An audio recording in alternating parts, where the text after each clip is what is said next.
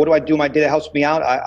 Yoga helps me out, kind of gets me so I don't just injure myself as I'm getting older. Like you could do some little thing and fall out and get injured, you know. The 40s and the 50s, they're not kind to the body if you don't stay fit. So that's a good thing. The other things that I do is not sleep a lot. You know, sometimes I sleep, sometimes I don't sleep, but I try to squeeze in a lot into a day.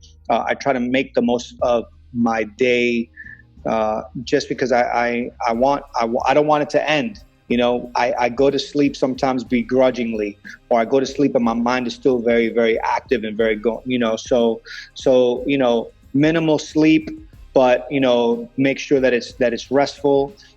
Yoga, and then writing, and then I think for me to like let loose and sort of decompress a bit, I draw, I doodle, I write, and so that's really helpful to me. And then what do I see for myself for the future? You know, I see great things for the museum. I see us expanding and growing. I see us presenting, you know, artists from all over the world. I see myself getting into film as a result of the need to tell our stories and capture our stories, and more books and more, you know, just more information, more history. I feel a responsibility to this movement, to capture this stuff because I have access that other folks might not have access to. And so I feel a deep responsibility to do that work. So for me, the platforms are just new ways to do it, but the work is still the same work. I don't know, but I mean, I think that's something that I would share is to do it, to do it now.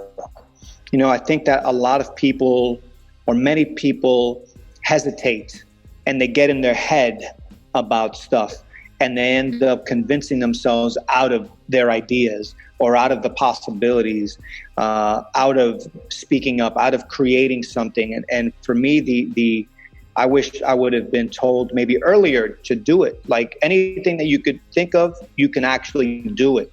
It's not going to be easy, but the sooner that you start, the sooner you'll get it going. And for me, you know, that's what I tell the young people that work with me here, just to do it. You know, like if you don't do it today, you know, what are you waiting for? You're going to do it in a year, 6 years, 6 months? Like the sooner you start, the sooner you'll have that much more experience in doing that. So you want to be a tattoo artist?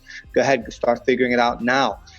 You want to build something? Like do it. And so for me, I've been fortunate enough that I guess I've been a bit on my own, or I've been surrounded by, I guess, like-minded peers that are down to rock and down to do things.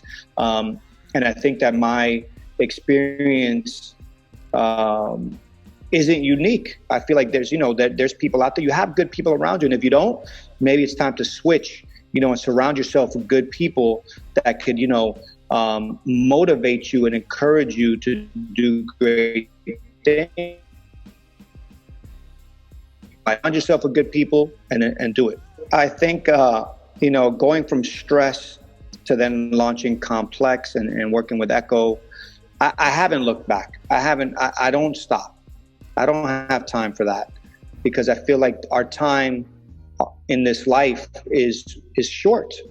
You know, it really goes by very, very quickly. I was reflecting on this the other day because someone posted a photo of me at the Million Man March, which I think was like 20 something years ago, you know, 25 years ago or something crazy like that. It's a blink of an eye. And so, you know, what I did learn from Complex, or what I would have learned from Complex, is maybe slow down a little bit, appreciate, like really, you know, maybe appreciate it. But I don't know that I necessarily, maybe now I get that a little bit more. But I unfortunately, or fortunately, I don't know, I feel like there's a lot of work. I have a lot of work to do. There's still a lot of things that have to be done. I haven't directed my first film yet, you know? So yeah, so life moves very quickly, and I just I feel like there's a lot of work that needs to be done. And I don't know if you know, my work ethic is kind of crazy. You know, my wife doesn't appreciate it as much as I do, you know, because I'm always working. but I just feel like there's a lot of things that needs to be done. And if I see it and I could try to, push myself to do it, I end up doing it, even if it's takes a lot of time, or if it's challenging. And the museum is just that. I saw something that needed to be done, and I was passionate about it, and I did it. And there's a lot of work to be done. And so I'm thankful that you guys are doing these interviews and sharing this information with the world and people that see this, and hopefully it encourages people to just roll up their sleeves, follow their dreams, build something, make something, contribute to hip hop culture, and contribute to our common, culture, because there's a lot of stuff that needs to be done, whether it's dismantling the police, whether it's, locking up brutal cops, whether it's, creating new platforms for discussion, or celebrating our past, or, building, like there's a lot of stuff that needs to be done. So we just work. We just put in work. Sure. So if I had to narrow down to what the keys of my success have been, I would say number one is not taking no for an answer. So every time I came up with one of these business ideas, everybody said, no, don't do it. You're crazy. Keep your job. Why don't you go be a bus driver instead? Something, So, don't take no for an answer. Another key to my success is surround myself with good people. Don't think that I know everything. Work with good people. Work with smart people. Your team is everything. I would say that's number two. And number three, what's another secret of success for me? I guess pay attention and look for opportunities. Study.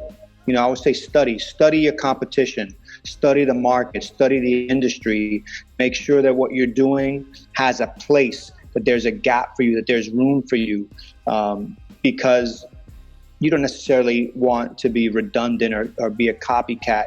And I think that came to me from my background as a graffiti writer, and not wanting to ever be a biter. And so study your competition, and then find your own lane, find your own way of doing it. That really is critical and important to my success.